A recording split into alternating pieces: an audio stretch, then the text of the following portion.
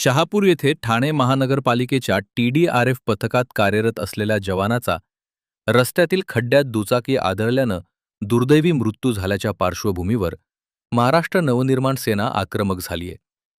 ठाणे महापालिका हद्दीतही अनेक रस्त्यांवर मोठ्या प्रमाणात खड्डे पडले असून प्रशासन त्याकडे दुर्लक्ष करत असल्याचा आरोप मनसेनं केलाय।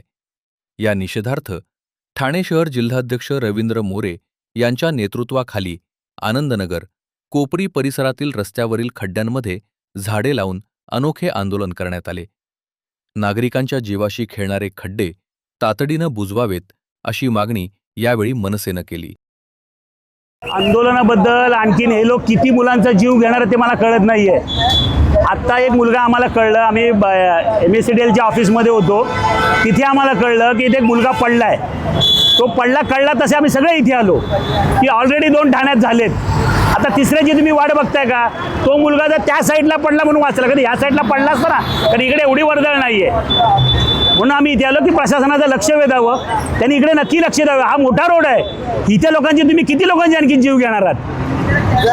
खड्डे असेच राहिले तर पुढची भूमिका काय? त्या इथल्या आम्हाला जो कळेल ना, जो अधिकारी किंवा कॉन्ट्रॅक्टर, त्याला उचलून आणून या खड्ड्यात बसू, हे पुढचं पाऊल असेल आमचं।